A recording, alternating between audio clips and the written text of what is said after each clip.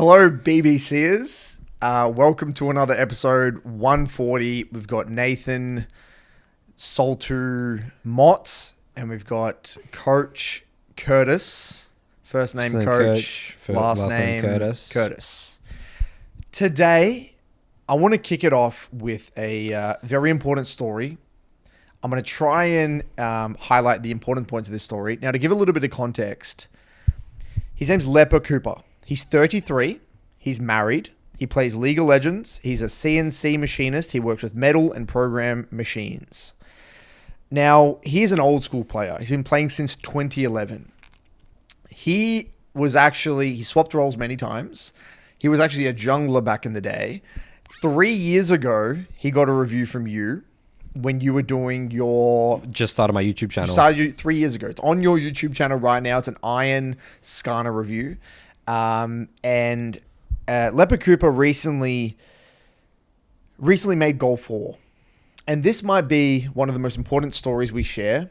We've recently started our voyage on this whole new journey of coaching the lower ELO community below gold.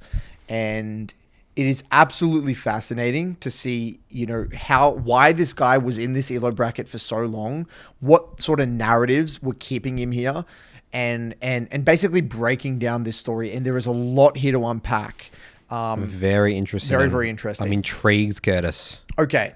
So he is a long-term player. He actually didn't take ranked seriously until 2018. So for 7 years, he played the game casually. So right? Normal games? Normal or games and things like that. Now, just casually? When he started playing ranked in 2018, he joined a competitive league. So this is like I think it's capped at Silver 1. So everyone below there is Silver 1. And he played in this league for a few years, right? So when he started to take the game seriously, he joined a competitive team in 2018. Basically, yeah.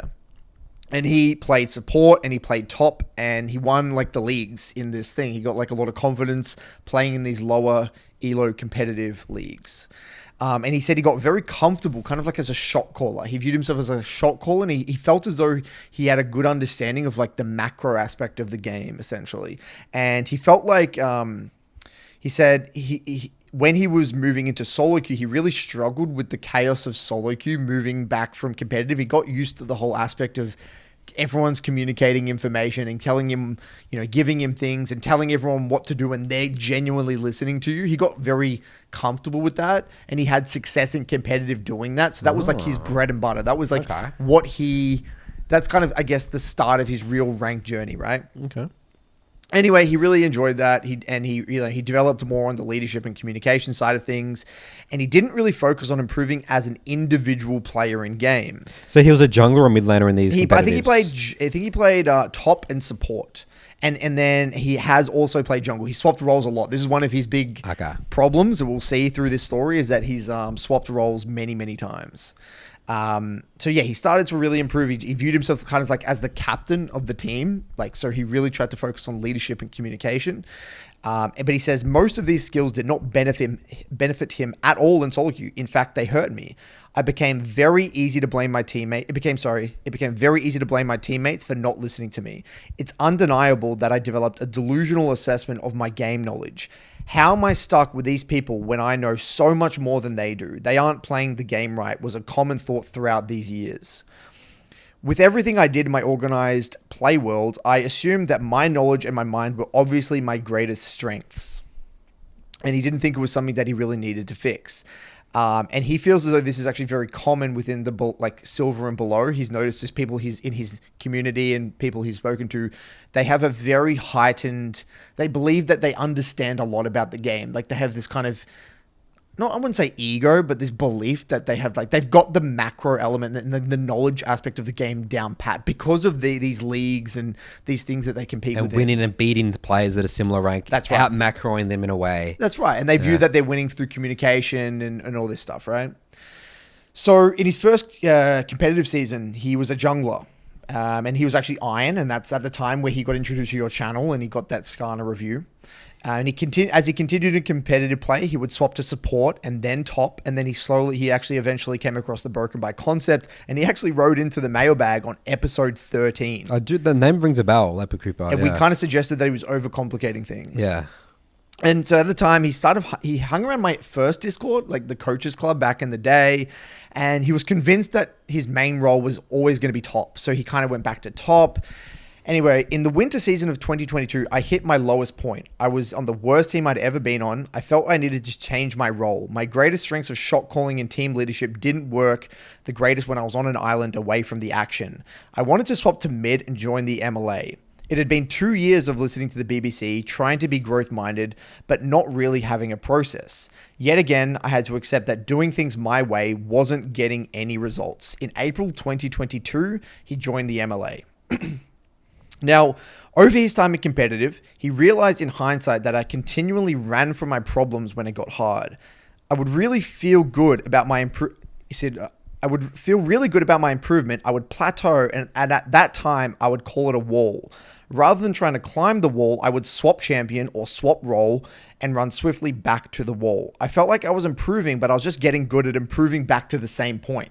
So he would get to a plateau point with a role or a champion, and then he would swap because he's stuck there in his mind. He didn't want to really get into the details to overcome that barrier. So then he would just conveniently switch role, then get back to say silver one point. level it's again. The same point on all the roles and all the champions. Yeah. He never got past that point. Yeah. And let's put a point. Is that around silver one? No, I was I'm assuming it was even bronze, okay, top of bronze. I'm assuming bottom of silver, essentially. So he got to silver 4, essentially. Silver 4 on every role, essentially, like jungle, I think. But it felt like he was improving, getting better at the game because he was learning other roles. That's right. Like he got addicted to that kind of getting to silver 4 type thing, right? Because it was momentum in his mind rather than again being stuck at that plateau point, right? Yep, that's very interesting. So joining the MLA and learning mid, I decided to devote myself entirely to one champion. I started with Vex. She seemed like a great place to start, and still to this day is a champion I enjoy. I had experienced some flirtations with champ mastery before, but I feel Vex was the first champ I consciously understood what achieving baseline mastery was about. But I was still playing in competitive, and one of the most important things happened. I needed another champion to play in competitive other than Vex, because you can't just have one champion. I was asking around a bit in the MLA and so on and so forth. He got onto Anivia. So during this time, he really struggled with blaming his teammates, especially early on. And when I didn't understand my identity or my job, the phrase that kept popping into my brain was, my teammates won't let me do my job. I simply had a limited view of my champion, and I wasn't thinking creatively or outside the box. My thinking was very rigid. Quote, I do this well, and if I can't do this, I don't know what to do. Early on in my time in MLA, before I started Anivia, I posted a question in one of the channels, and Curtis responded. So I'm going to read out, this was his question and my response. Final question for the night. How do you stop the spiral of getting mad at yourself for being frustrated? I'm rather annoyed at myself for not being able to maintain my composure with some really chaotic long games. My list of frustrations are quite high, but a lot of it comes from me making mistakes and lashing out. When I started getting tilted, I spiraled really hard, and a lot of why can't my teammates be around so I can actually do my job kind of thinking starts to come up. But it spirals into me being into a battle of being frustrated at myself for being frustrated and frustrated at what's kind of happening in the game. I know I kind of play effectively when I'm emotionally compromised, but it's rather hard to keep my mindset rational if I'm making this many mistakes. How can I be upset at anyone else 37 minutes into the game? And then I responded with, well, I'd say it's stemming from an unrealistic expectation of your teammates' level of play. From the sounds of things, you're either delusional about the rank you're at and the level of play that you are, or B, you're only looking and processing the mistakes that your team does over the enemy team. C, or you're failing to adapt to the chaotic nature of the game and expecting that you're the center of the universe, which is again delusional. You are not special and the game doesn't have to play around you. And D, not understanding that everyone else cares about the game to the same degree. Because when you're playing in very low elo brackets, there's a lot of casual players that genuinely they don't care that much. Like they're not going to play super disciplined League of Legends. And if they were playing disciplined League of Legends, they wouldn't be there. So you got to understand, like, it's managing expectations, right? Yep. And he said it was eye-opening. I didn't realize that I was one of the delusional ones. I saw this in other people, but I hadn't realized that I was in the same boat. It would take me months and months of effort to regroove my brain. I was so used to blaming and being frustrated at others. It was all I'd ever known and experienced. Even now when I'm playing a game with other people, it's almost an unconscious reaction to start complaining about what my team is doing. And these behaviors are so ingrained. I had solved this when I played my best. I was not frustrated and I was in the moment. And so he started tackling this in certain ways. I stopped venting. I just had to stop activating that response. Number 2, I started reviewing and focusing on my deaths and what was in my control. I really embraced Nathan's idea of, if a laner dies, how did I as a jungler contribute? And this was something I think he started to really think about, even when there isn't much you could have done. I really embraced the idea that me doing poorly in lane, each of my deaths had a negative mental effect on the rest of the team. And number 3, he would take Voz to Stormer, one of the other guys who kind of helps around the Discord for sessions, and all this stuff. And what he would do, though, what he found is that he would pick VODs where his team was bad to get validation. Yeah. That helps the narrative. To show, look at how bad my teammates are. Yeah. Right? And then, and like he would come, it's not even like he's being curious. It's like, look guys, this is what I'm trying to prove. He's trying to prove. It's like, I can focus on all what's in my control, but look at this game, guys. Look, here we go. This is the reason that I'm currently bronze, silver 4. This is it. Hey, guys, wait. You're trying to prove the narrative in a way in your mind instead of genuinely trying to get better. And then Stormer, he actually identified a few core problems in his gameplay. Like he was scared of trading and stuff like that. And like he just pointed out a lot of basic mistakes. And one of the big things he changed was that he started playing more games. And I would play... the more I would play, the less individual games mattered to me. Like, so when he was only playing 10 games a week, every game was very like emotionally taxing for him. That's right. But then he started to go 15 games. Then there's the extreme, the other end. That's right. And then now he's playing, he slowly pushed that to around 20 games a week now. That's what he's doing, which has helped him a lot. And he adopted the no look challenge. He stopped looking at OPGG or any similar site. I never use any apps. I got rid of all of them. The less aware I was of my stats and my progress, like the easier it was for him. And then this is where it all changed. In January, Curtis opened the MLS and I was super excited. Finally, direction and learning tailored towards me. I joined the MLS on the 31st of January at Silver 4. I hit Gold 4 on the 8th of March, roughly 5 weeks later. Silver 4 to Gold 4. Huge jump. In 5 weeks. MLS allowed everything to click. I wasn't flawed or abnormal. I wasn't behind everyone else. There were just other people like me. My experiences weren't unique. I was not an abnormality. The MLS allowed me to build a strong foundation. The lessons and the questions were very general, but super educational, each building on each other. I was one of the lucky ones. I already understood that champion mastery was key from his time in the MLA. He kind of knew that the champ mastery was really important. He started to he already kind of knew the importance of it. And because he already had that baseline mastery on Anivia, and so he just one-tricked Anivia. And he could just focus on building his fundamentals. And so he said, these were the most important things on my journey. Curiosity, the desire to obtain knowledge and growth, the willingness to ask questions and seek help when you're lost or confused. Champion mastery is the lens which you focus around your curiosity. All of my questions revolves around, how do I get better at Anivia? Number 3, be specific. There is no gaping hole in your gameplay. There are no general rules you can just follow and just win 80% of your games. Every game is different with different players. You have to build up your foundational skills and your understanding of the champion to adapt. And the number 4, process, having a process. I play 3 blocks. I upload all those games at the end of the block to YouTube. I review the next day during his lunch break with a clear mind so he can actually see like without emotions. And it helps me to search for at least clips that I can, and he always sends clips all the time in the channel. Say like, oh, what do I do here? Which like very specific clips, which is great. I went through the motions, even when they didn't make sense at times. If 3 blocks are good, if reviewing is good, I should do that. So he just kind of just did it, like just followed it. Even though he wasn't fully like bought in. Like he said, all right, I'm just going to do it. Like just no thing, just do. And he says, accepting that the people I wanted to be like did those things and just following the process got me here. MLS gave me confidence, helped me fit all the pieces together. And now he feels like everything's clicked. I'm 300 to 325 games into Anivia after the past year, and I'm just now starting to have a foundation of basics to get deeper into her. Now, one of the, for me when I read this, and for him it was such a massive achievement. Like he was so emotional and so overwhelmed that like he couldn't sleep the whole night and he had to take the day off of work the next day. Like it was that big for him. And I was so proud of him because imagine being in bronze, iron, bronze, silver for that long. So we're talking about 12 years. That is, you've been playing in a silver league for years, below silver for years. This is his identity. His identity was that it was all teammates. He was the genius that was smart. He was getting kept down by teammates, swapping roles, swapping champions, giving up when plateaus hit, comparing himself to others.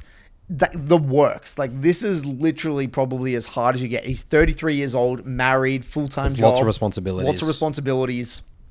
And it goes to show that it's not just gameplay. Obviously, gameplay was a huge part. He didn't have that champ mastery. He didn't have the fundamentals.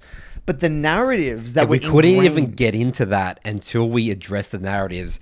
Going into his story, Curtis, about the labels that he identified himself as the smart genius macro guy that won games through communication. Yep. That, I genuinely believe that is the hardest part to get out of. That is actually where the most toxic players are created, because there's no respect for the individual game and no respect for the fundamentals of the game, and they think that the game's all just about mid-game, all that sort of stuff, and just there's basically a complete disregard. You know how end of review process, those players essentially are the complete opposite to our philosophy, where like the game's lost at 4 minutes. There's no point There's no point looking past that. Well, I mean, yeah, not lost, but like there's no more learning to be done past the 4 minute mark and stuff like that, right? So those, if you really think about it, those players, are complete contrary to what our entire philosophy is on the game. So he labeled himself as, you know, the team guy, and he had success, he had results, but remember, he's getting results against other silver players. So how would you ever know that your macro is, you know, better than a silver level? Because you can't, you know, you're not versing gold or platinum. It's the blind leading the blind in a way. That's right. So, so that is just going to, like, if I think about a hole, like he's been digging that hole that is as deep as you can go. Think about that. He listened to the BBC for 2 years, I think it was, before he really could muster up to even begin the process. That's right. 2 years. And that's so 2 years of he had to hit rock bottom, like he Yeah. said. Like, I was at my lowest point, and he had to, like, that's only when he joined. Yeah, and that we love those stories, because that's it. Because it's just logic at that point, right? Okay, I've been doing this for 10 years. Okay, I might not trust the BBC guys. They might just be, maybe the game, again, in his mind, he probably thought the game was still communication and teamwork based. And then he's like, okay, let's just try out this. And then here we go, you know. Here we go. Just so happens it works. But yeah, and he said that the biggest thing that hurt him was, you know, when he was playing competitive, the lack of adaptability to the chaos of solo queue. And that's fundamentally what happened. And I'm kind of reading through the lines here. One of his biggest problems was scared of trading. Why? What does everyone do in competitive?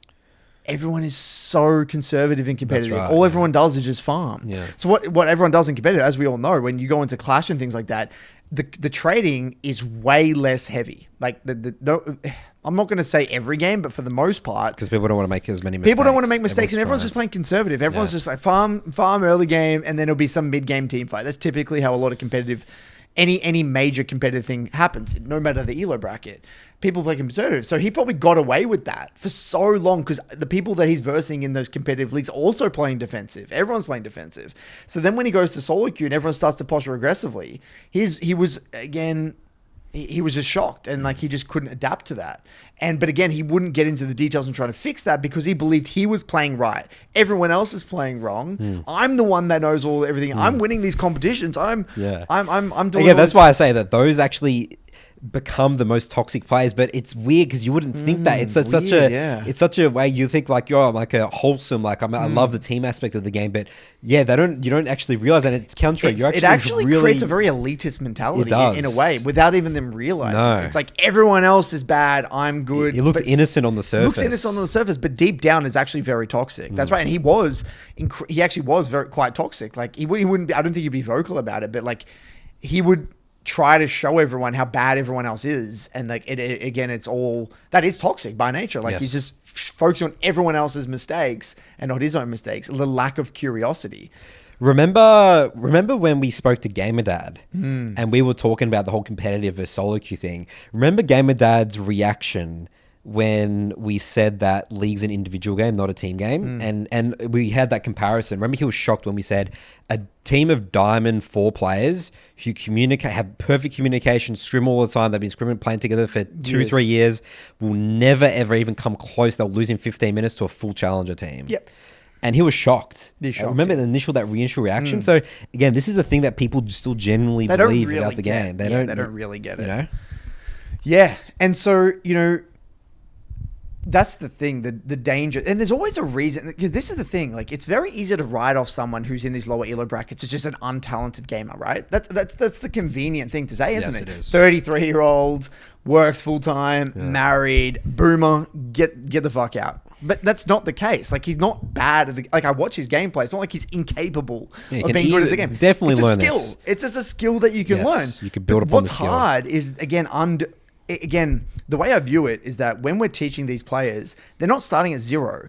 We're starting at negative 100. And then we have to undo all that negative 100 crap just to get to the starting point. Yeah. Then we can learn about the game. I would say that the longer they play the game, the more the narratives and that sort of stuff. So I'd say it's I'll do it in like negative 50s. So if you've been playing League for 4 years, it's maybe like we're starting at like negative 200 or whatever, because, and you've played 4 years, you've tried really hard in and you're struggling in bronze and silver and stuff like that. Again, that's given that person's really trying hard. That's right. And it really depends though on their relationship with the game. And it just so happens that a lot of people have negative relationships with the game, because no one had educated him really about that the game was an individual game. We automatically assume, because it's a 5v5 game, we automatically assume that it is a team game. And you watch the esports thing, and that's all the team stuff. Yeah, that's right. Because you get introduced to League a lot of the time by seeing Worlds, right? Or seeing like some massive event like esports and stuff.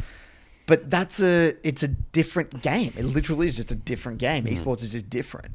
Was there anything else from that story that really jumped out to you? No, I think that's an awesome story that I think a lot of people can relate to, or they know people was. And we've had many episodes talking about, it's about the expectations of what team play is. And when you join these tournaments, you're not there to improve. You're not getting better. You're just expressing your solo queue performance in those games. And it's again further pushing if you swap roles and you swap champions and you lack that curiosity, you're not going to go anywhere. No. Following up from this, there's two things I'd like to talk about. I had a very interesting observation from someone in the MLS, the mid-lane school, lower elo one. So what I've noticed so far since this new program is that there are a lot of players that kind of view problems in League in a very they have this mindset where if something is going wrong or there's a problem, they kind of accept that the problem doesn't have a solution. So let's say you die. Let's say I've noticed, say someone is struggling with trades. The weird observation I've noticed before I educate them about the whole how you're contributing to a game is kind of that's just the way it is. They don't view it as a solvable problem. And so I used an analogy to kind of describe this. I said, okay, when you're in school and you get some homework sent from, say you're in maths homework, you go home and you get some homework and you're going through these problems and a tricky problem comes up. When we look at that problem, we never think it's unsolvable. We know there's a solution, right? They give you the problem, right? They give you the problem because there is a solution. So our mindset when we're looking at that math problem is that there is a solution. I just need to find it. We just need to find it. Yeah, okay. Right? And so sometimes what you'll do, if you're a student that actually cares about getting better at it, you'll sit there and you'll try and figure it out. You go through the formula. Okay, that's not working. You'll sometimes sit there on a question for 20 minutes trying to figure it out, right? But and what I've noticed is that is not what people do in League of Legends. Oh, okay. Interesting. Wait, so give me this example. I need an example. I'll read to you what this guy said. He said, because that's what I said. I basically explained that. I said, this post was a little bit of an eye-opener for me. I understood it a bit, and I liked the BBC analogy of solving 1,000 puzzles, but I've never actually really sat down and tried to solve a question in a VOD as if it were like a chess tactics problem. When I'd play chess, it'd be common for me to spend 15 to 20 minutes solving a tactic or whatever. I've probably never spent more than 30 seconds during a review to try and figure something out. I'll just, and he just never done that. And it got me thinking, how many people are out there that automatically assume that it's like, oh, yeah, that's that. They just accept it for what it is and move on. You know, we talk about curiosity. So we're talking about like the way that I think about it is that they just get one shot by like an Akali. Yeah, or something okay, like that. it could be anything. It could be as simple as, say, die to a gank. Deaths? Okay, yeah. let's say dying to a gank, right? It's very easy to write off a death to a gank as like, oh, yep, I just died, and then... So the jungler is just able to do that. Yeah, that's right. It's just a free That's kill. What the jungler does. Yeah. I'm always going to die They here. just chose for me to die there when I died. Because that's the convenient way out of it, right? Yeah, it's like, okay. I can see this mindset, yes. It's like, that's just the way it is. That's the way the game is. It's kind of like, that's the automatic baseline convenient assumption. This is the way it's always going to go. That's just what that champion does. If it one-shots me, that's just what it does. Yeah. Right? But in reality, that gank could be the result of your wave state, your positioning in the lane, your wave. Maybe you got hit by every ability. Like, we don't try to sit there and be like, what could I have possibly done to avoid this death? That's what I've noticed is so far in the MLS. I've noticed that very interesting. Okay, I see this. And what I've tried to encourage is like, guys, everything that happens in League happens for a reason. You might not know it yet, and I don't expect them to know it. But send a goddamn clip. Send me the timestamp. Say, Curtis, why did this happen? But what I'm saying is that is not the norm. That's not norm. Okay. Yeah, I see this. So that's my current observation so far. One of my current observations.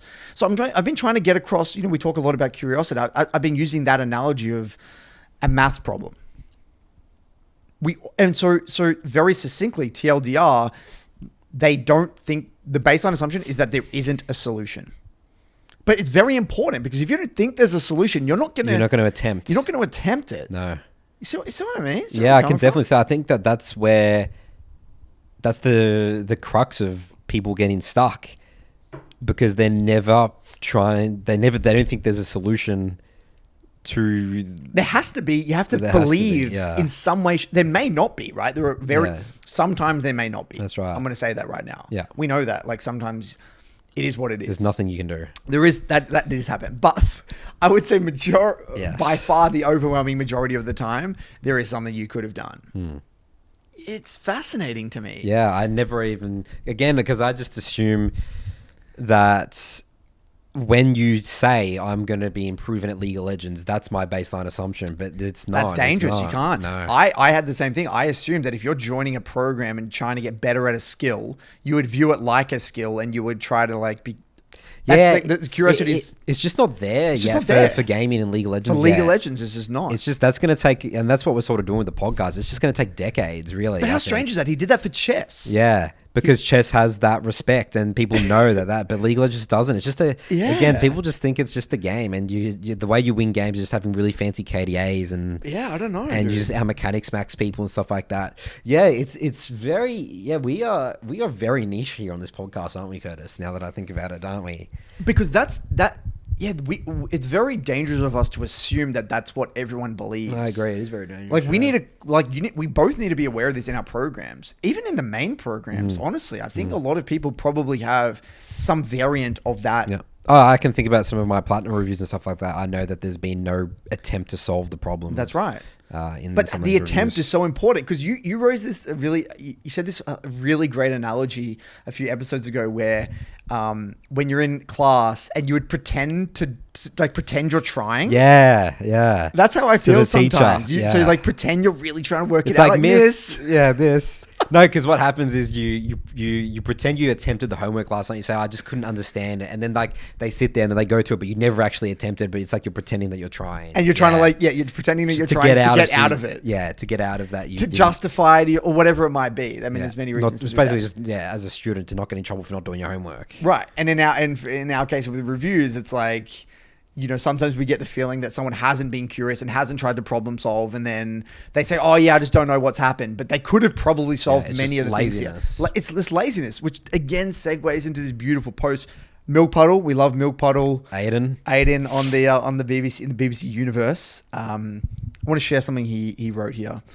He said, "I've been doing a lot of thinking lately, and I think I've come across one of the most important concepts of my life: being at war with your mind. And more specifically, being at war with your human nature. I think the true reason people fail and are not curious and don't review is because it's easy. It's the path of least resistance. It's our human nature. We've mentioned this on the podcast before. We want to conserve as much energy as possible. We want to do the thing that's like the most efficient way. Yeah. As long as we have shelter, we have food. We're not designed to be playing League of Legends, guys, and figure out how to get better at League of Legends. Our body does not want to do that. They're like, dude, you don't need to do this. Who cares about this? You're fine. You've got food in your stomach. You've got shelter. You're good to go. Maslow's hierarchy of needs. That's right. We can only really set out to achieve great things when we actively oppose these things. We actively oppose human nature. And this is something that is universal. So for him, he says, getting to bed on time instead of staying up to play more with friends. Waking up first thing in the morning and actively ignore everything on my phone to put on clothes and run. Staring at the shower head, bracing for a cold shower. Saying no to distractions. Not listening to music during high intensity activities. These are all extremely hard to do because it's uncomfortable. This is where habits come to augment and ease the load, essentially reducing the mental load required to take part of activities that take the mental load, right? Because when you have a process or a habit, you have to. You basically do it. It's you basically have to create and rely on habits. It's actually willpower. I think is really you can't rely on it. It's so short term. You can do it in the short term, but building the habits is essential. It's like motivation is a cop out. Yeah, I hate motivation. Motivation so is just like it's kind of like kickstarting. It's like a kickstart. Yeah. And then you use that to create momentum and process. But if you don't use that initial kickstart to get something started, it just won't work. That's why, how some people write into the podcast, they listen to the podcast, they get a little excited and stuff like that. They want to get into their journey. They want to do the 3-block thing. And then they get in, they get hit by the realities of playing League of Legends, just all the shit you're going to deal with. And then they just get instantly demotivated. Yeah. And then they don't play that. They don't get into the 3-block thing, or they don't even play ranked. You've got to push through that pain for the first few weeks. But once you start getting into the 3-block momentum, you just play your routine day. Like it doesn't require any effort or mental, or you don't need motivation. You're like, I'm going to come on my 3-block today. Could go 0-3, could be horrible, but nope, just going back into tomorrow because that's just what I do. Exactly. It's what you do. And he says, here are some examples. Opening OBS, YouTube Studio, and Notes before review. Muting all, using lol states. Renaming files, uploading files, reviewing. Putting clothes next to my chair in the morning. Putting my phone far away in the morning so I'm forced to get up. Taking out everything the second I arrive at the place I want to study. There is no thinking required. Just do. It conserves my attention, which is a finite resource. The end result is clarity. And he said more specifically, and I think it's important to discuss because I know personally a lot of people who feel guilt from not following the process and not being productive. They think they are special in how lazy they are, when in reality, there is nothing to be ashamed of because that is our default setting. Our default setting is to be lazy. Yes. It is to cut corners, is to conserve energy. We should acknowledge that laziness is the starting point and go from there. I think that's such a beautiful way of framing it, isn't it? Because when people say, oh, I just can't do it. I just can't 3-block. I just can't review. I can't upload this or that or whatever it might be. Yeah, they feel really bad. Or whether that should just be like, that's just your the default. Norm. No, that's you don't feel bad. That's the norm. Yeah. Everyone. Anything above that is you're doing going above and beyond. You're already in. Yeah. If you open the VOD, if you record the game and open the VOD and look at your first death, you're in the top 1%. Yeah. Basically. Last episode about mid game, dude. If you're making a call in the game and losing the game for your team, you are learning way faster than everyone else in that game. You're traveling at light speed. Yeah, like that's just again. But people, that's a really scary thing to lose the game for your team and get flamed. But I think I love this I love this little thing from Milk Puddle because it's we did that episode about it's okay to fail. Like we gave like give yourself permission to fail. Give yourself permission to like struggle to build a habit. Like we see, because I can see how it's very overwhelming. Someone coming into the podcast or one into our programs, we talk about reviewing your games and 3-blocking and uploading your VODs and studying your matchups or whatever the hell it might be, right?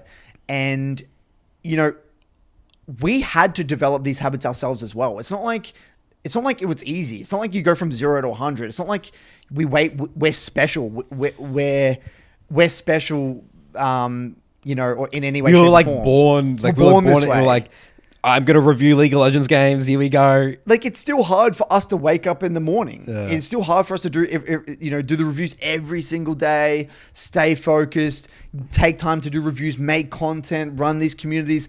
Like, but again, it's just like, we just automate. We created so many habits that you just kind of just doing it, doing it. Yeah, I'm like a robot these days. But it was hard to start though, right? Like, it was very, very hard to start. I mean, Curtis, talk about remember, reviewing was unheard of in League of Legends. I said it took me years. I didn't believe in reviewing. I reviewing a game was even when I sort of started getting into the coaching. I reviewed other games, but I didn't review my own games because I had just an ego and stuff like that. I was like, I'll review when I get to my skill level, which I thought was Challenger, which I was really a struggling Platinum player. And yeah, I had to start building that, and I had to start developing that skill for myself. Yeah. And we all have our mental blocks in terms of what prevents us from reviewing. For me, I was just scared of seeing the reality of how shit I was at the game. That's and right. It took me years to get over that. That's 3-4 years. And so, we're all lazy by nature. And just understanding that and building one habit at a time. And I just thought it'd be really cool. And it's like a flow-on effect there from the other one. So shout out Milk Puddle for writing that. Pretty sure Milk Puddle comments on like every single one of our episodes, by the way. If you see, he's always lurking in the comments section. He's a lurker. Lurking in the shadows. All right, Curtis, so ready for one of my topics? I'm ready. All right, so proactivity, Curtis. I want to get your perspective here on this question. So this is one of my Salter members with a question. I need help with only one thing, and I'm really struggling because I don't really understand how I can improve. What can I do to be more proactive? I often lose to junglers that are ganking and farming much more efficiently than me. Like, how can someone have 70% kill participation and more CS than me? I spent one game trying to balance ganking and farming much harder, and I got perma counter jungle by Udia, who never ganked but just cleared, and this alone lost the game. What can I do to improve my proactivity? This is the only area I need to improve right now because I feel like I'm a useless jungler compared to others that are spam ganking. So this idea of proactivity, how about another way we frame it, Curtis, about how can I be more aggressive player? I think there's a lot to unpack here. Sort of the way that I respond to the question is that, I'll talk about it from more a jungle perspective first, is that I guess this goes back to Leper Cooper about like his labels and identity.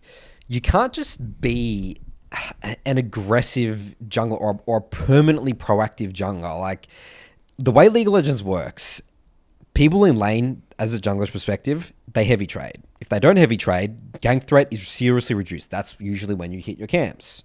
So think about how many times in our games, Curtis, if you were to do a ratio, how much of the time are you more defensive versus being proactive? I'll be honest, I just don't use the word proactive ever.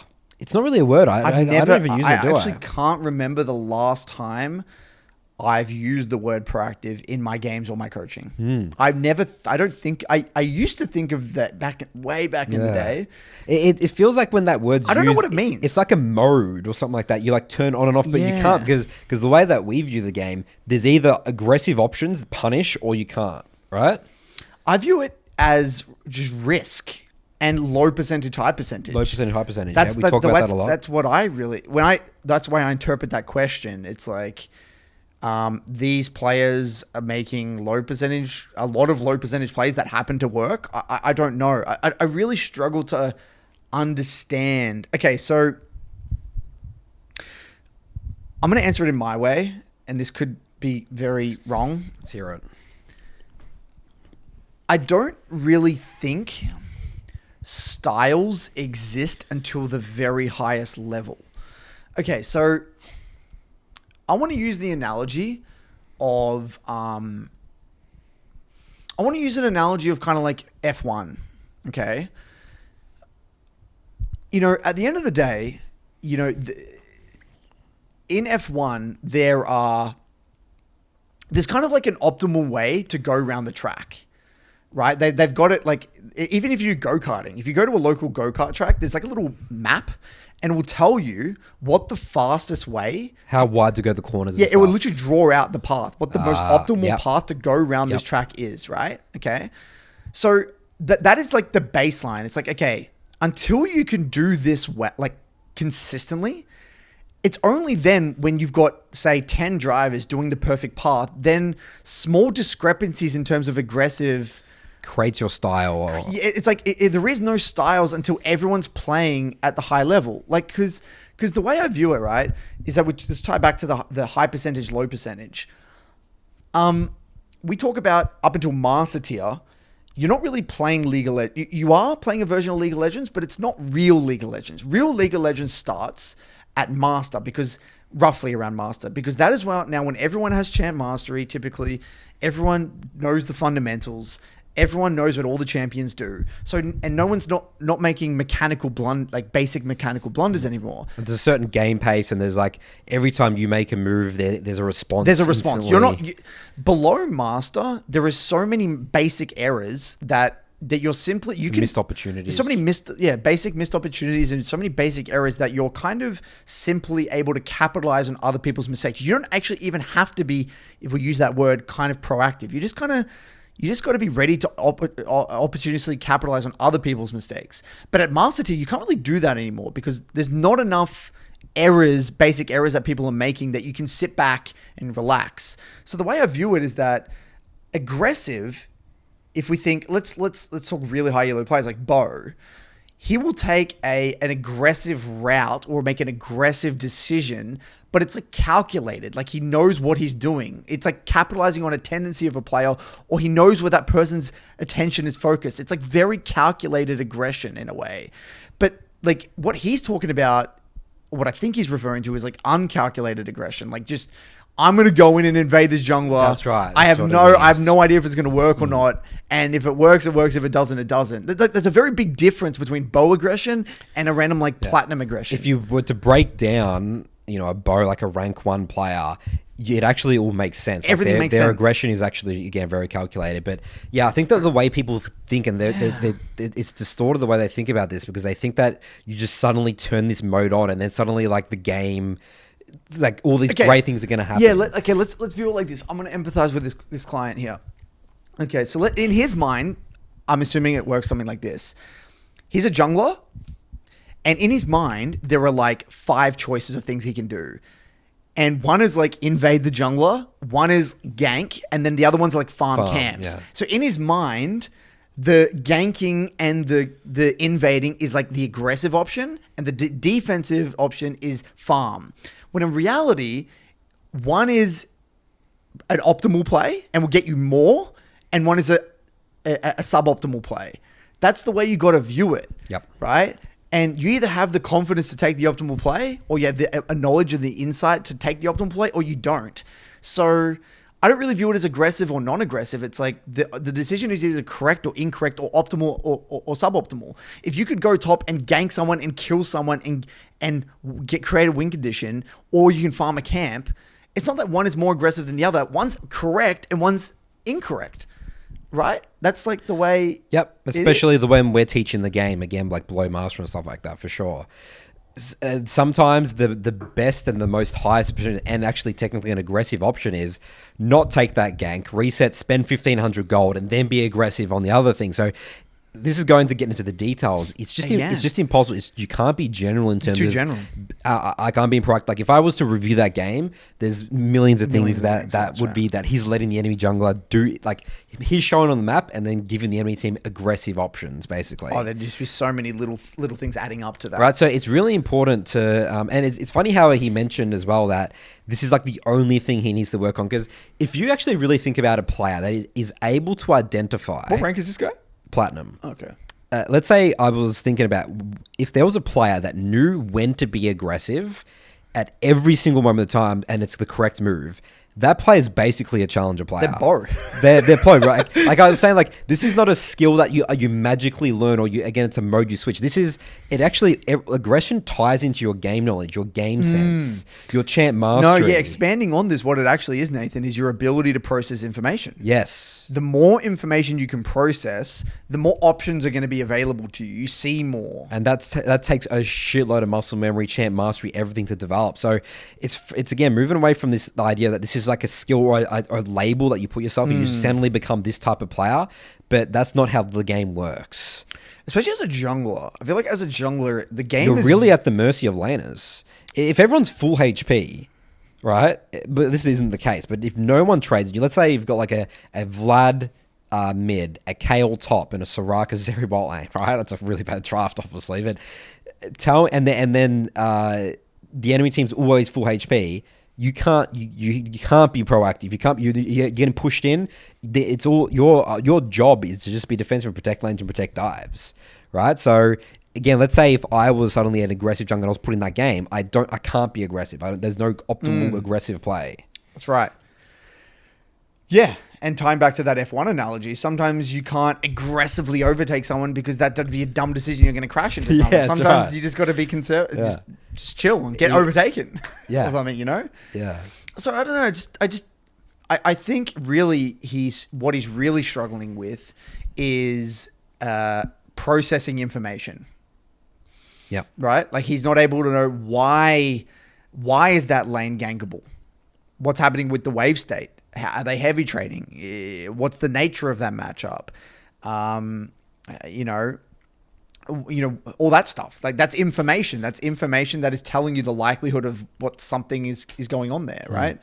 And also he's seen the enemy jungler, like highlighting these games where the enemy jungler seems to be doing way more than him and just completely not getting into the details and again, realizing why. You know, at the end of the day, jungle ganks, even in high elo, are very predictable. Yeah. In terms of just counter jungling. Remember that game that I versed you the other I think it was on the week or something like that. I don't think you saw it, but I just did a counter gank top and I double killed top. This is a game you couldn't do anything. I can't remember. I was playing Jarvan. I don't really remember it. What was I playing? I think you were against Casey mid, remember? Oh, yeah, I do. I was playing Yone. Yep. Do you remember that I don't game? remember what you did though. No. Okay, well, all I did was literally just saw the Lee Sin started bot, saw him on top, and I didn't skip the crab and I went and just counter ganked. I remember something. And we got like a double kill. And the game's instantly over, right? Yeah. You know, and this is like a grandmaster player, right? Yeah. So, you know, so it's very rare that a gank is confusing. No, it's not. Yes, that's right. Like it can be, but it's rare. Very rare. Very and rare. even if it is, the only time when ganks from junglers are like, you know, you couldn't predict it, that means that they've traded off a serious camps or side of the map. They've done something inefficient. Yeah, they've done something inefficient. So you have a response most of the time. Yep. Sacrifice. It's same in mid. Roams are very, very predictable. And if someone is getting a roam off that's random, they've ditched a wave. Like they've come straight out of base. They're the only roams that you can't predict are the ones that come straight out of base and sacrifice away mid. Katarina and Talons, that's a huge part of their identity. That's right. I love it when I see them do that because that's how you get leads with those type of champions. It's a high percentage play. You skip, but it's a sacrifice. You miss weight. It better work because if you fail that play though, it's high risk, high reward, right? That's right. Kind of.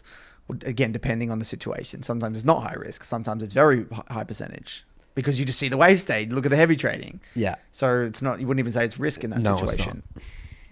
All right, so now this ties in, and I happened to find a Reddit post this week on Summoner School at 64 upvotes, and he goes, "What are common mistakes that I should see if my enemy does to punish them?" Again, the same thing. So he goes, "I often hear these things in the community saying this champion must punish the opponent's mistakes to win, and I get the concept, but I'm not experienced enough to see when my opponents make a mistake. What are the mistakes I should know and how to recognize, and how do I basically punish them?" Punishing mistakes. You can see how there's a trend here. We're struggling to answer these questions because it's very general. It is. It's very hard to answer these questions. It's kind of like asking someone who plays football, how would you score a goal against that team or something? It's like, how would you score a goal against a defense that is like really good or something like that? Yeah. It's like, how would you punish someone that's really good at running? Yeah. Or I don't know. It's like, I don't know. It depends on the situation, right? Like, so, okay. I mean, so we can't answer this question directly, but again, let's break down the narrative. Same thing with that question before about being a proactive player. Okay. So I want to tie back to I think the foundation of everything is champion mastery. Okay. So you're never going to be in a situation to think about how to punish someone else if you don't have champion mastery. So that's the foundation, right? You won't have the mental capacity. You won't have the understanding of what you can and can't do without champ mastery. So let's assume he has champ mastery. Let's assume he has a lot of champ mastery. He knows what he's doing. He knows what he wants, etc. So I'll answer this from a mid perspective. You can answer it from a jungle perspective. From a mid perspective, again, let's say it's a matchup, right? Your ability to punish, identify the enemy making mistake comes from your understanding of that champion.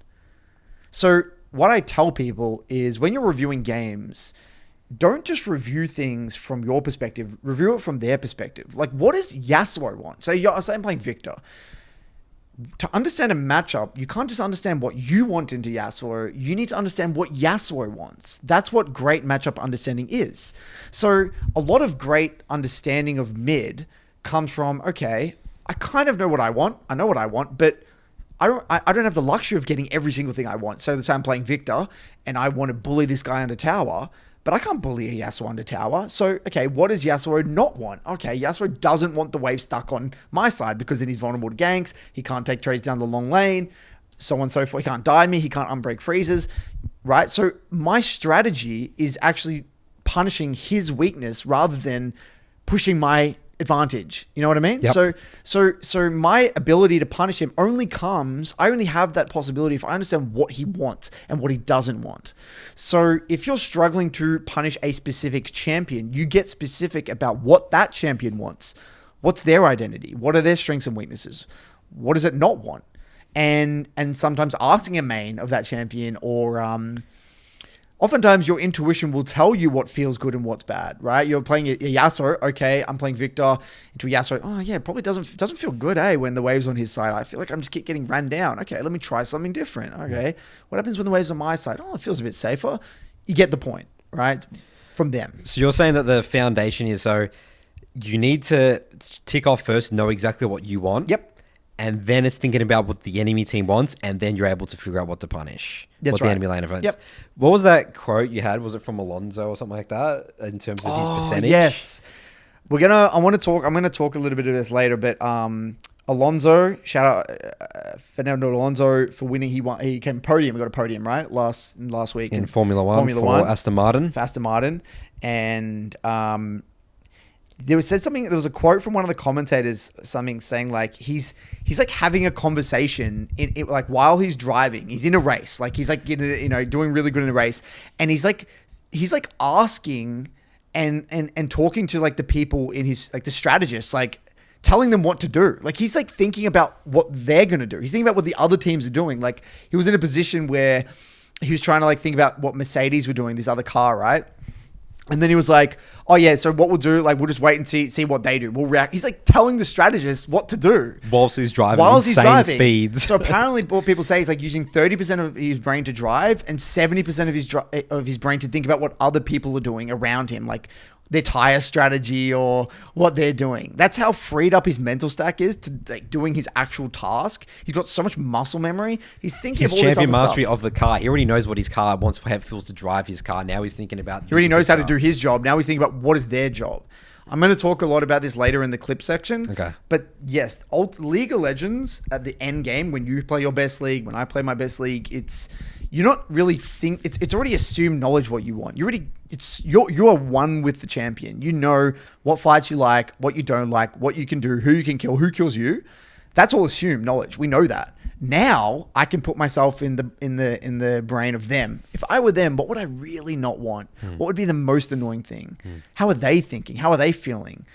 And I got a really great clip to show you later that it describes that perfectly. So just to wrap this one up in terms of a jungle perspective, right?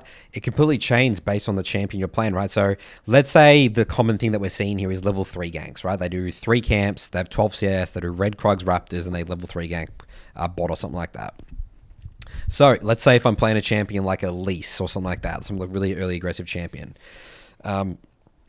I want to get aggressive and potentially fight them on the camps that they're going to be going to because there's only one sort of location they can get, or I can defend my jungle or something like that. If I'm playing a farming jungler, the way I punish them is not by trying to take their camps. It's about just full clearing, getting a really far ahead in tempo in terms of experience and gold, right? So just because I'm playing two different champions, there's two different ways of punishing that in a way. And again, it goes back to what my champion wants. So that's just another example. But I think the same thing applies to what I said about understanding the other champion. It also applies to jungle, right? Because think about it, right? Say you're playing Nidalee or Lee Sin, and let's say you're versing an Evelynn jungle. You can look at it from two ways. I know what I want as a Lee Sin, but you should also know what Evelynn doesn't want. What does Evelynn not want to happen? And like, so your strategy is a combination of both, isn't it? Kind of. It's like, well, I know Evelynn really doesn't want these things to happen, and then I want these things to happen. Obviously this is oversimplifying it because there's lanes and win cons and stuff, right? Because sometimes because the typical answer is like, you got to invade an Evelynn, but you can actually just get laners ahead. If you got a good matchup win condition, Eve can't do anything. That's right. But what I'm saying is that's part of that. That's right, in there. That there is knowledge there. That's an option for a punish that is there based on the factors in the game. That's correct. It's an option stemming from your understanding of Evelynn. Yep. I can't invade if I path the wrong place and I have no lane priority. That option to punish is gone. Yeah, that's right. So yeah, it gets specific. Champ mastery, I think, is a big part of that, and understanding your role. Tying back, actually, sorry, one thing I really wanted to talk about during that other question about proactivity and aggression. A real simple tidbit that will serve you well on your journey, all the way up until the end ranks, is identifying your job. Like, what is your champion's job? What does your champ really need to do in this game? Like, what does your champ like to do and want to do? Like, that aggressive and defensive isn't even in the realm. It's not even in that discussion. It's like, what's my job? I'm a Kale. I want to farm and I need to get to these items. I need to get to level 16, whatever. Bring it back to what is my job and what is my job in this comp? Oh, I'm playing Ahri. And I have a really fed AD carry. Okay, well in this game, instead of probably diving, I could probably just peel my fed AD carry and win the team fight. So my job is to protect this Jinx. That's your job. There's no aggressive or defensive. It's just like, that's my job. So I think, that looks like it's defensive, but it's technically an aggressive option because you're winning the team fight, right? He's winning the game. I don't know. Yeah, what's that? So it's just like, what's your job? And now that's hard to do. I'm not saying that's an easy thing to do, but I think it's a great question to ask yourself. Yeah. What's my job in this game? What do I need to do to win this game? What would make the game as easy as possible for my team to win? That's a very good question to ask. So that's like kind of a different way of framing it. Yep, I think it's important to view things that way. Helps a lot. You got anything else? You want to move to clips? So are we calling this Curtis's clips? Like, what are we going to go with? I've got an idea in a second. We'll take a break and then we'll come back. All right. And welcome everyone to Curtis's Clip Corner. That's what we're going with. So what's it called? Curtis's Clip Corner. CCC. Triple C. So we can call this segment, we'll nickname it after time. Welcome to the Triple C segment. Welcome to the Triple C show. That's too much. Yeah. Okay, so I'm going to pump these ones out. While I wasn't going to cover this, but while we're on the topic before, we're talking about the Alonso, where 30% of his brain is thinking about what he wants and what he needs to do right now, and 70% of his brain is thinking about what everyone else is doing. This was a game I played recently, which there's a specific part here where I make a pick in the side lane onto the enemy Vladimir that encapsulates exactly this phenomenon, okay? Is that what we're calling a phenomenon? A phenomenon or a concept. I don't know what you would call it. So to give a bit of context, I'm Syndra in the mid game, 15 minutes in, 10 CS per minute, very strong.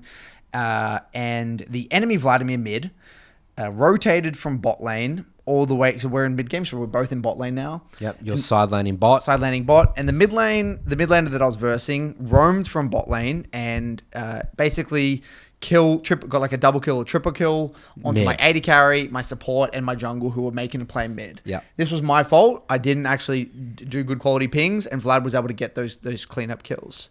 So as a response, I'm thinking, all right, well, that sucks. Vladimir got these kills. I got to make the best of the situation. I've got to make the best of the situation. I'm just going to stay bot and shove it out. And just get farm, try and get a tower and do what I can here. So now I'm just chilling in bot. And now Vladimir, I thought, given he just kind of got all those kills, I thought he was going to base. He's probably sitting on a lot of gold right now. So I'm thinking, all right, I can just punish the Vlad in some way, shape, or form by just getting this tower, keeping my farm up, getting strong. Now, I'll see in a second, as I'm hitting this tower, the Scryer's Bloom comes down. And I'm like, oh, that means Vlad actually walked down. So I actually saw Vlad walk all the way from mid back down to bot. Now, at this point, my jungler's still dead. I'm alone. I'm on an island completely by myself. I have no flash. I have no stopwatch or anything like that. I'm full glass cannon at this point. And I don't know where their jungler is. So I'm a little bit scared. I'm thinking, all right, I can't hit the tower anymore. You know, he's defended the tower successfully. But I do know that he has a lot of golden in his inventory. And he's come all the way down here to defend this tower and get this wave. So I'm like, all right, fine. You know, you can defend the tower. I'm going to respect you. And I don't know where the enemy Jarvan is, so I have to chill. So what I do is I go into the bush. We're in bot lane here. I go to the middle bush. And I'm chilling. And I'm just waiting to see what's going on. And I see the enemy Jarvan, the enemy jungler, show on the opposite side of the map. He shows all the way on top side, ganking my top laner. So I'm bot now, completely by myself. My entire team is in base, minus my top laner who's in top. And I'm chilling. Now, I remember thinking to myself here, this Vlad has just got a double kill mid, sitting on a lot of gold. Then, instead of recalling, went all the way bot to defend that tower and get that wave under the tower. It's very unlikely that he's going to just stay for one wave. If he's made that trek to come all the way bot, while he's here, he's probably going to try and shove it out. And I know how, and in this moment, I was thinking, okay, I wasn't even thinking about me. I was thinking, how is he thinking? He probably thinks that I'm really scared because my jungler's not here. And so I'm thinking, okay, well, I think this Vlad's going to greed. I think he's going to greed for this next wave. So I'm just chilling out of vision in the bush in the middle of the lane. So I wait here. I wait. And now lots of patience going on. Vlad wasn't showing. And now it's been about 5 or 6 seconds. Vlad still hasn't showed on this wave. So a lot of people in this situation would think that the Vlad is actually recalled. But I know this Vlad's mentality. He's trying to play mind games with you. He's trying to play mind games here. He's trying to pretend that he's basing. And I know, I just had a read on him. I knew that he was going to greed for this wave. So I'm still waiting. I wait in this bush for, I count, about 11 seconds. And still, the Vlad, he comes up to cue the wave and still is conservative because he's still kind of just to double check. All right. You might come and E out of the bush. I might come and QE him out of the bush. Yeah. Right. If I'm not patient. But nothing happens. I just stay. I'm still being patient. And then I'm waiting until he fully commits to the wave. And then I'm able to kill this Vlad here and get a big shutdown. And as a result here, you'll see in a second, I kill him. I get a huge shutdown. And then I end up getting the wave out and getting the tower anyway. You push to the next wave and then you get so much gold. So much gold from this. Was that like a 1,100 gold play or something? Yeah, it's ridiculous. Now, my point being is that this was a play that was not... I wasn't thinking about myself at all. Mm-hmm. My entire brain was thinking only about the emotional... I wasn't just thinking about what Vlad is doing. But what's his emotional state? How would he be feeling right now? He's gone all the way back from mid, all the way to bot. It's so unlikely that it's a huge time investment. It's a big time investment just for one little measly wave. Yeah. He's going to want to shove this out. And he knows that I'm scared because I'm isolated. The chances that him are greeting. So to show you how certain I was, I waited in this bush. You'll see here in a second. I waited in this bush for about 11 seconds. 11 seconds. That's how confident I was in my call here. You didn't even channel your recall. You just instantly I didn't even channel my recall. I just knew from the start. That's how certain I was of this. Love it. And so this is what's possible. This is when you free up, you get so much champion mastery. I'm purely thinking about the map state. I'm purely thinking about this guy's mentality. I'm becoming one with the enemy in a way. And that Vlad would have been so pissed after making that play. Yeah. So I thought this is like a cool little showing of the equivalent of Alonso and F1 to League. And this is a game that's on a knife's edge as well. Like, this is such a game-winning play. You have 10 CS a minute. Like, this game just explodes. From this. Okay. Now, this wasn't the main point I wanted to get across in this clip. I want to get to the juicy stuff. You know, we talk a lot about on the BBC reference points and understanding, how to kill the Nexus and what you need to do to win the game. And there are games that we're in that it's very easy to know. Like you got a 5-0 Jinx Lulu bot. Your jungler's like you got a Fed Jarvan. You got a classic front to back team fighting. Or you've got 3 dragons, you're just playing around the next dragon. The game's like really simple. You've done it many times. I've like won the game that way. Very clear win conditions. We all have those games. Those are games where you can very clearly identify what sort of fights I want, what my role is in the composition, where I need to be, when I need to be there. It's very methodical and very clear. But we all know that's not the reality of a lot of League of Legends games. We know that we're in games where it's very complicated. It's not very clear.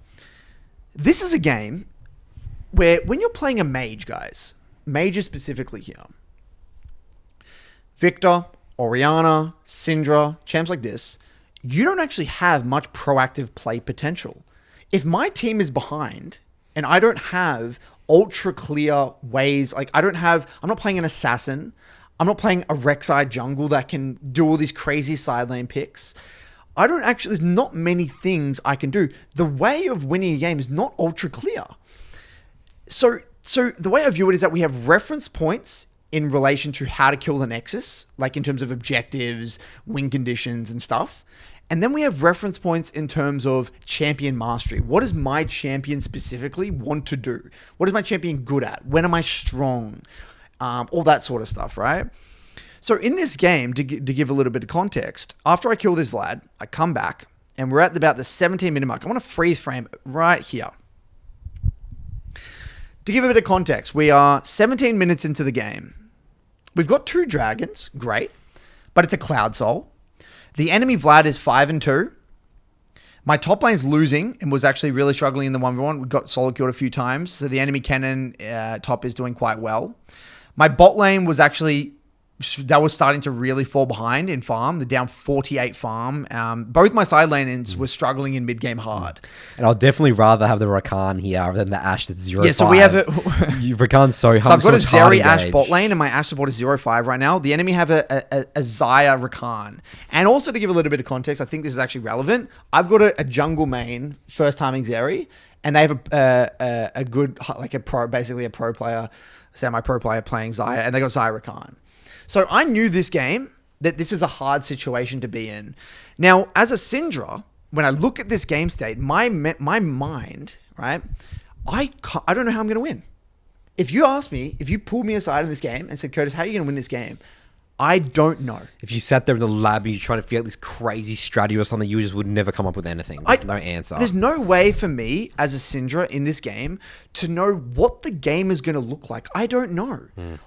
I don't know if we're going to win via stacking dragons. I don't know if we're going to be able to make picks, or I don't even know what the team fights are going to... I actually don't know anything about how I'm going to win this game. So your mindset is just, I'm just going to waltz on the map here and just see what's up and just keep playing to my strengths. So my point here is that when you are playing a champion that you don't have a clear win condition, your default response needs to be, what is my champion's identity and what does my champion want to do? Or even better, what does my champ not want to do? So my mindset here was, okay, I need to be careful of getting flanked by Kennen. I don't want to be getting flanked by Vlad. I got to be careful of the Rakan engage and the Jarvan. I'm versing a full dive comp as an immobile mage. This is a hard game. Vlad, Kennen, Rakan, there's a lot of, Jarvan, all this stuff. It's a hard game. Especially when you have no flash. No flash, and I actually don't really have much frontline or peel, like GP, Ashe support, and I got a Kane who's, to be fair, he's doing all right, he's 4-3, but it's not a massive amount of peel. I have to peel for myself a lot. So my entire mindset here, Nathan, is farm up a storm, keep farming, get to my 100 splinter stacks. I know that's what I want. I want to keep farming, get to my 3 items, get to my 4 items, stay strong as I possibly can, be there for major team fights, and more importantly, protect myself at all times. I don't know how I'm going to win. Yep. I don't know. But that is okay. You don't, we've spoken a lot about having absolute clarity and knowing exactly what you want to do at all times. I do know what I want as a Syndra, but I don't know how I'm going to kill the Nexus essentially. And that is okay. So I want to contrast this with a client's review, and show them a game state and how this might look like in another scenario, right? So we're going to jump into this other clip. All right, guys. So we're jumping into the second clip here. So in this case, this is Van. She's playing Victor. And they just lost this dragon fight here, guys. And I'm going to show the game state. So she's got a 1 and 2 Yasuo top into a 2 and 1 set top. She's got a Zac, who's 1 and 2 in the jungle, versus a 2 and 0 Wukong. She is now 2 and 1 versus a 0-2 Cassio. And her bot lane is an Ezreal Sona. The Ezreal scores 1-1, the Sona 1-2. And the enemy have a Jhin Senna bot lane, and the Jin's 1 and 2, and the Senna's 3 and 1. What rank is this for context? This is high gold, I believe. I think it's gold 1. Now, she lost this dragon fight, and she's like, well, Curtis, how should I be thinking?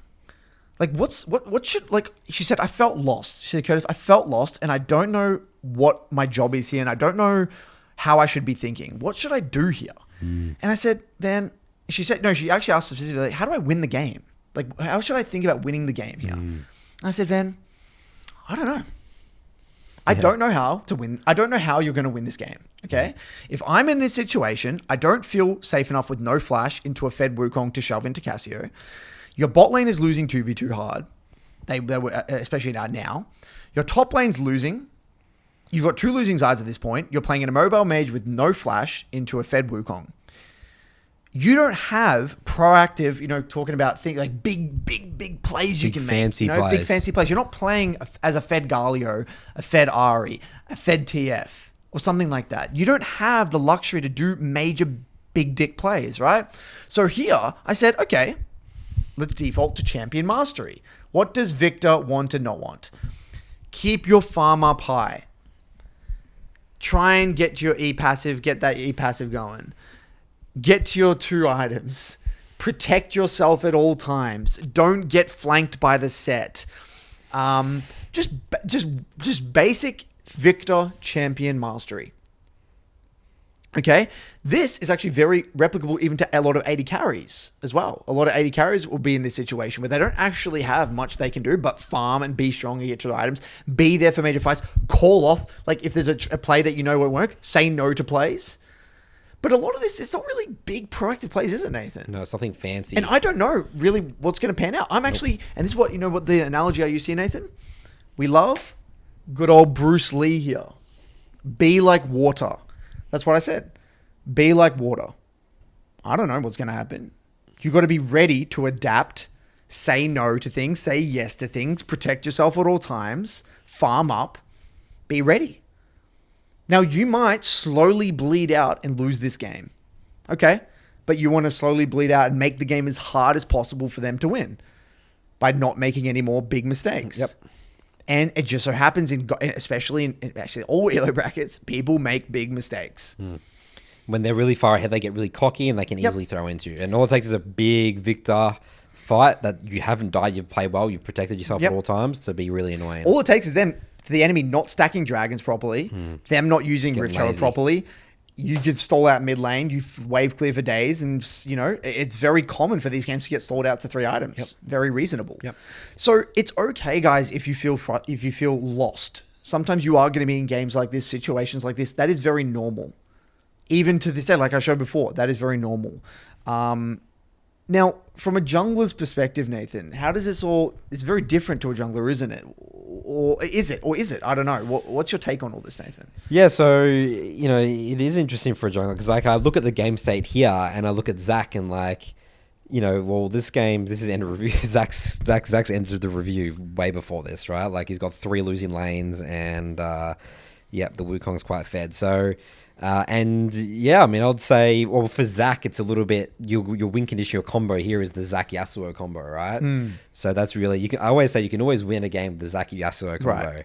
And that's really it. But yeah, this is end of review for Zac. I would... So what's your, if you're in this situation that was Zac, what's your mindset? What's my mindset is,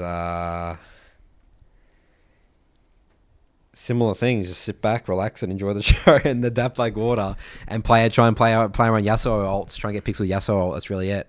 So again, let's get specific because again, what you said there was sit back, relax. Yeah. What you just said there is a very loaded statement. It is, that means a lot to you and maybe not much to other people. What does sit back and relax mean? You're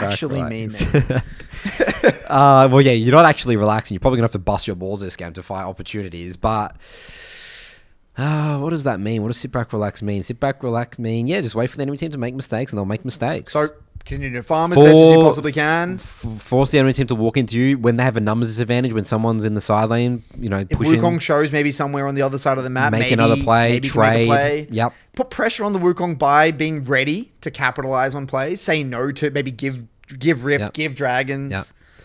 We've obviously talked a lot about examples about the mage playing around mages. Junglers, I find, are really bad in my reviews playing around mages because they don't ask what, the Alonso analogy. They don't know what the mages want. So, a great example here, I see a 2-1 Victor. Victor can start, if Victor starts scaling up, if Van starts scaling up here at the Zac, it's like I come to play around Victor role. That's a huge damage ability. So, funnily enough, what you said that it's actually not 3 losing lanes. Victor wins the 1v1. Oh, yeah, that's right. But Victor can't win the 1v1 because of Wukong. Yeah, that's right. That's right. Yeah. So just to be very clear there. Yeah. Yep.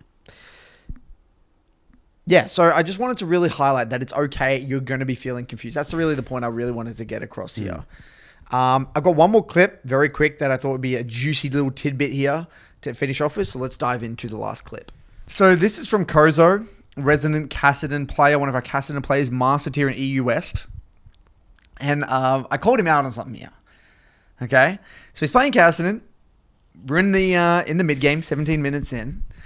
And he's versing a very fed Xin Zhao. The Xin Zhao that he's versing is, I believe, 5-0. Got Gore Drinker. I don't know if he had Wits End yet. I don't think he has. He just maybe like a components of it. But he's very fed, the Xin Zhao, right? The Kassadin, Kozo, his teammate is a Diana. Now, what we see on the map right now, what we see in this exact situation, is that Kassadin is moving into bot side river from mid. The Diana is just above the Kassadin, kind of like just above the banana bush, more near the wolves, I would say. That's right? his jungler.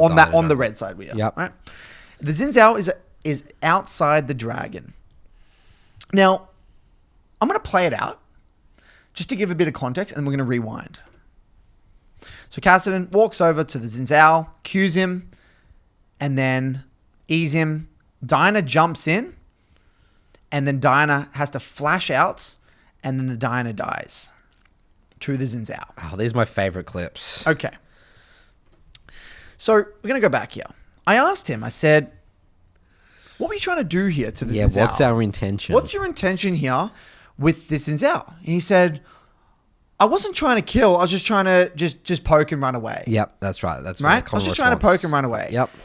And then I'm like, this is a really big mistake because your Diana goes in to compensate for you and dies because of you. She thinks that you're going in to kill. But then he said this. He said, but why would he think that? yeah, but he said, I'm just going to poke. He should know, the Diana should know that I'm not going in and I'm just trying to get a little bit of damage and I'm safe. I know I'm safe. It's her responsibility. This is what he said. It's her responsibility to protect herself at all times.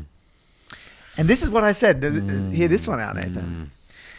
This is what I said. I said, okay, let's say you're the Diana here. We're assuming that the Diana knows exactly your damage output.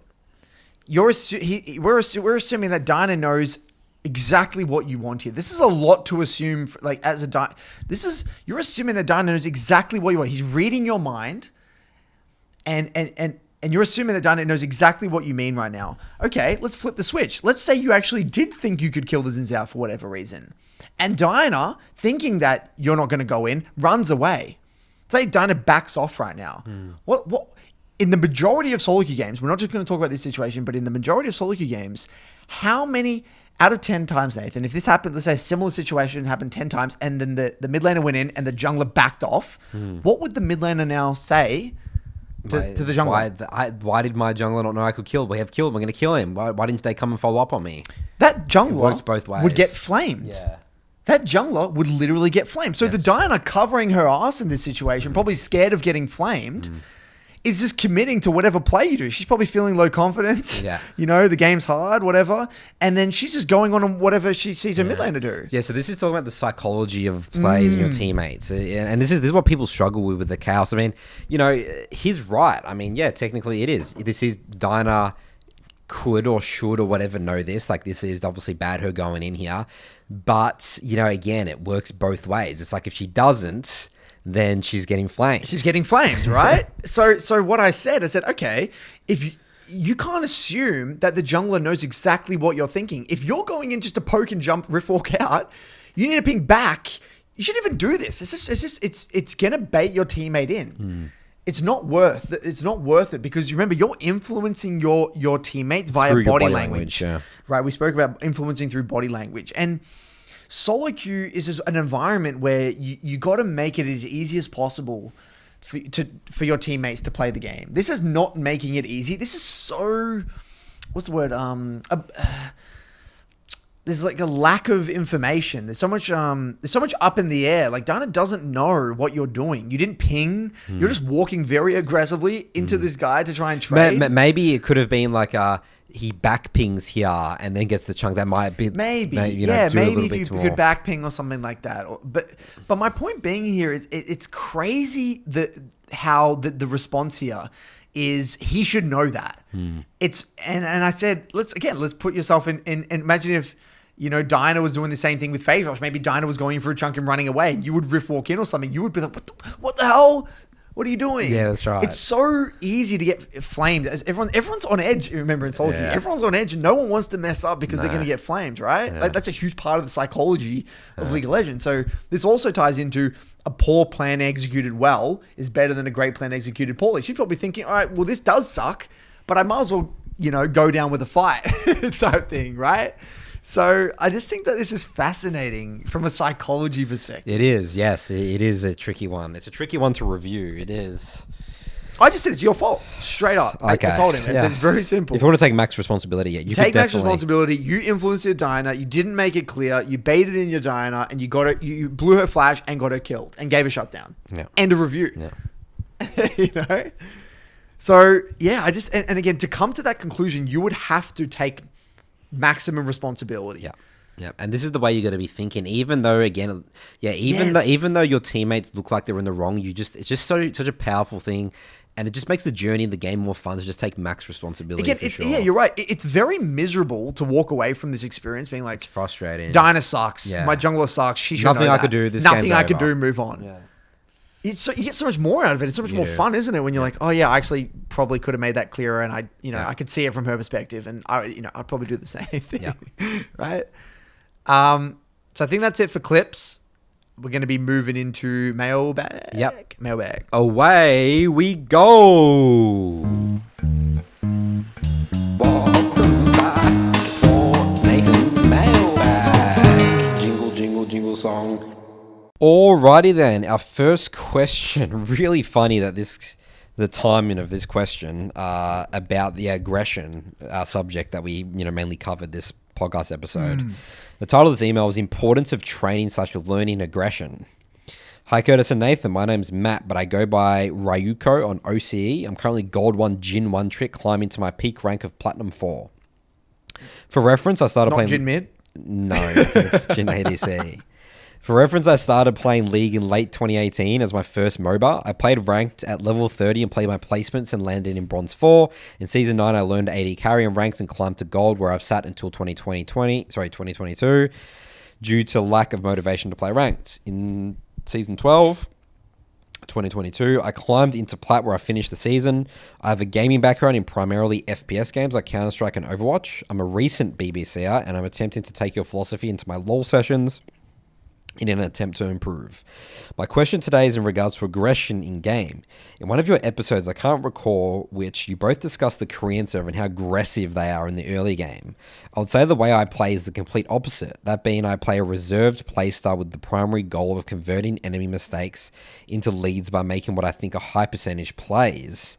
However, I found that this can cause some games where I end up doing literally nothing as a complete passenger, regardless of game state. This sometimes makes me feel like I'm just a KDA player. Do you think that it's necessary for an ADC player or even League player in general to possess a psychopathic playstyle that is reined in, or is it possible for someone to climb the ranks without significant aggression in their playstyle? Thanks, love the podcast, Matt. Great question. I want to start by revisiting the whole Korean thing. Yeah. I think, at least for me, my opinion on the whole Korean server has changed quite a lot. Reflecting on my experiences in the Korean server and just from what I've watched, a lot of my VODs watched there's a lot goes on in Korea because it's a very different culture, right? I know this has been echoed for years and years and years, but we need to just kind of caveat it with this. A huge part of the Korean culture, the Korean solo queue ladder, is that it's go, go, go. Get in the game, get the games in, get the hell out because they got to study. There's a lot of shit going on. You got to get in the PC bank, get as many games in as you can, get out. I just think that's a myth, dude, still, honestly. Again, you got to remember that it's kind of like, it is an elitist culture, Nathan. It is an elitist culture. And I do think that for whatever reason, that may or may, I mean, it could be a myth. We don't really know the reason.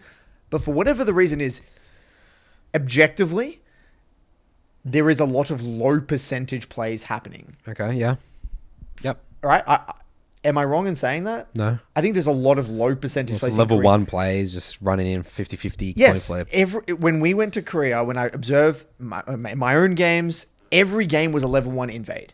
And they were willing to coin flip a game on a level 1. Because I don't know why. You can ever come up with some theory about the culture and all that crap. But the reality is that there is a lot of low percentage. They're happy to take a 50-50 and come out ahead, or they're happy to take a 51-49 type thing. That's like the way, at least I observe or I interpret the Korean solo queue ladder. It's like everyone is kind of believing that they have the mechanical edge on everyone else such that they can take that low percentage play and somehow make it work. What that leads to is that, yes, there is an objectively higher mechanical level of play in Korea. But as a result, I think from a macro perspective, a lot of Korean solo queue is dog shit.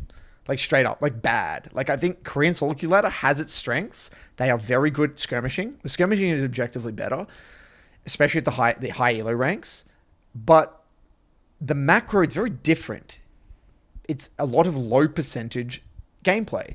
And so when you go to Korea solo queue, you're kind of forced to take part in that. You can't not take part in that. If you say, I don't want a level 1, you ping back and I don't want to take that's level 1 invade at the start of the fight, the ARAM or whatever it is, they're just going to flame you and they're going to just AFK, right? The game's over. Like you kind of have to take part in it. To thrive in Korean solo queue, you know, the way, if I were to go over now, my mindset is like, okay, I'm going to try and take as many high percentage plays as I possibly can while being at the plays and contributing to the plays that I have to. That's right. Because there is some that you kind of have to. So Korean solo queue, I don't really view it as like this. I remember back in the day, like we think, oh, Korean solo queue is the best. It's this fancy, beautiful place where you go there to improve. It's like training in the Dragon Ball Z land, whatever the hell it is, you know, this hyperbolic time chamber. I don't really view it like that anymore. I think it refines very specific parts of your play. I think the micro aspect of the game, but I think other aspects of the game, it potentially could even make you worse because of the nature of that solo queue. So that's the first thing I really want to caveat that with. Like, yes, it's aggression, but I think a lot of it's blind, dumb aggression from my experience. Okay, that's the first thing. The second thing, with any role, not just AD carry, in order to find the optimal decision, you can't always play conservative. You went through your fair share of painful experiences, limit testing and finding what you can and can't do. I've done that. Anyone who's great at the game has gone through, is what we talk about, alternating between limit testing phases and conservative phases. Yeah, and it's important to say that limit testing is not just complete idiocy. What's the word? Idiocy. Like, I thought that this play would work still, right? And then I missed some information or something like that. Or like I, again, maybe misplayed mechanic and maybe I can reflect whether that was a fight to take or not. It's really important to say because it's not just like, again, people just view it's just, like I would even say that I reckon, I mean, watching Korean solo queue VODs, you could still make sense of the aggression. Like, League of Legends is League of Legends to me. At the end of the day, someone's not running at someone with 20% HP to 100% HP person, and that's just inting at that point, right? So you can just adapt. It's fine, dude. You can see what information they didn't process. Yeah. Everything makes sense. It does make sense, yes. My point being is that don't view it in terms of like, again, you're not going to get to the optimal making great quality decisions unless you make big game losing mistakes. So the thought process you've got to follow when you're improving in League of Legends is If I'm ever unsure if I can do something or not, do it. Now, my suggestion, what I tell my clients is, okay, that is great to do for say 25 games in a row, but then take the foot off the gas and be like, okay, I'm not sure if I can go for this play or not, but I'm going to say no to it. That will probably lead to more short-term results. But if you do that forever, you won't progress. You will plateau because you don't know what you don't know. Right? It's kind of like you won't. It's like if you don't study, it's like before the internet existed. We didn't know. You don't know what you don't know. It hadn't existed. It's like foreign to you. We couldn't even perceive the iPhone before the iPhone came out. It's the same thing in League. If you don't make that play, when you do make that play, it opens a whole new realm of possibility or non-possibility. So for him, he needs to some degree, make decisions that he's unsure about. Mm-hmm. Yeah, I can. His last bit of the email saying, the game is about sitting back. Like, again, he didn't mention how often that's happening where there's nothing you can do, but I'm sure he's missing a lot of opportunities there, I mean, that could even just become, if you miss one Jin W, that could be the difference between your team winning a fight or a play or something and having a better ult and stuff. Like, there's a lot you can do as Jin early carry. You don't flash for that big shutdown on that one fight, or you don't flash to kill that Victor that was out of position. Your third shot or something. Yeah. So yes. So we're here to tell you that, to know your limits, you're going to have to fail. So you cannot be permanently in that conservative phase.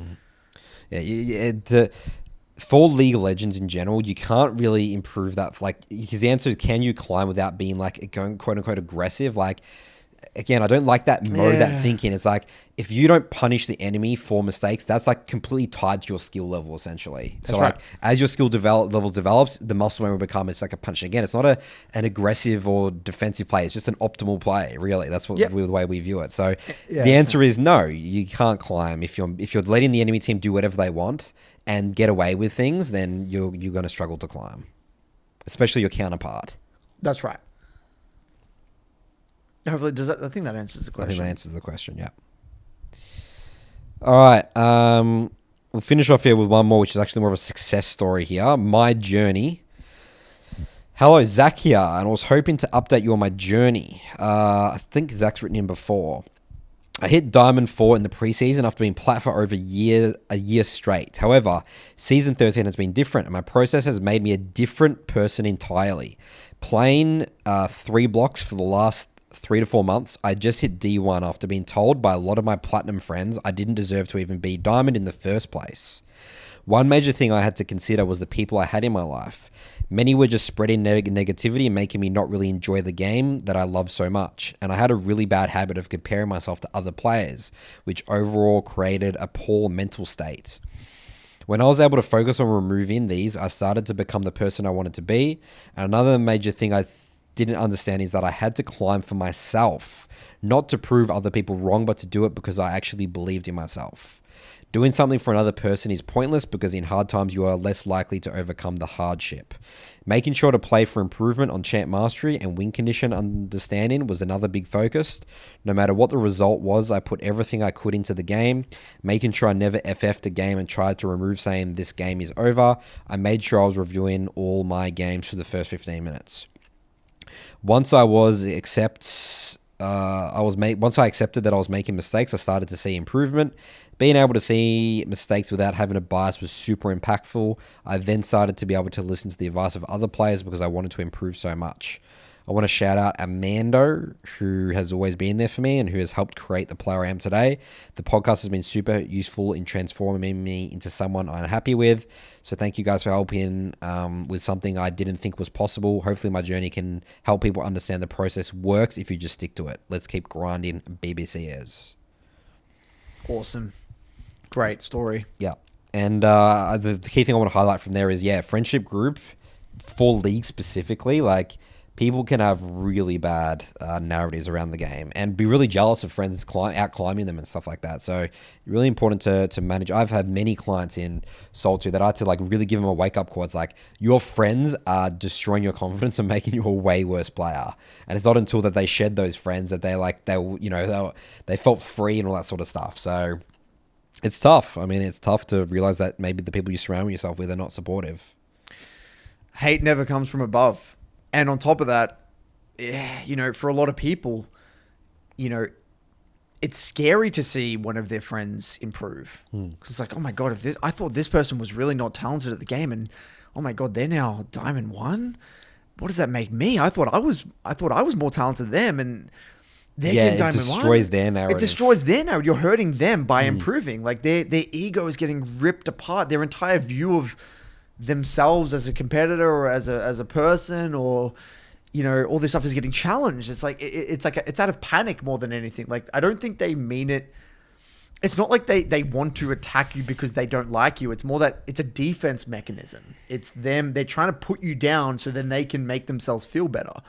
It's like it's like this weird like selfish protect must maintain narrative type thing, and they will go to any length to protect that narrative because, oftentimes we've believed in these things for a very long time, right? And that's just the sad reality, right? You can go through your entire teenage years thinking that you were never capable of doing something, and it was always talent and it was always this stuff, right? And then it could be 27 years old and you see someone that you believe that was on the same level as you climb and get these amazing results. It's like, holy shit, I've held on to this thing for 15 years or whatever, and it's getting attacked. Of course they're going to be attached to that. So it's scary shit for a lot of people. So yeah, it's a tough call. It's easier said than done. It's easy for us to say, shit, They're not our friends. They're not our friends. It's easy for us to say. So, props to you. A very hard thing to do. I respect the hell out of that, man. Yeah. All right, that's all we'll do for Mailbag today. A bit of a shorter one since we were in the Curtis's Clips corner for a while there today. Any housekeeping, Curtis, for the end of this episode? Subscribe. Yep. If you're a listener, and you haven't subscribed to our YouTube, subscribe to our YouTube. And also what I'd love as well is our Apple Podcast reviews. This helps us in the algorithm with Apple Podcasts. So leave a review. If you think it's a 1-star podcast, leave a 1 star. If you think we're just talking out of our asses. If you think it's pretty cool, maybe leave a 5-star. Maybe a comment as well. So that's, obviously if you listen on Apple Podcasts, which I think is a lot of people. Spotify's big, but Apple Podcasts is also relatively big these days. So good work, guys. Let's keep on improving, and we'll see you guys next week.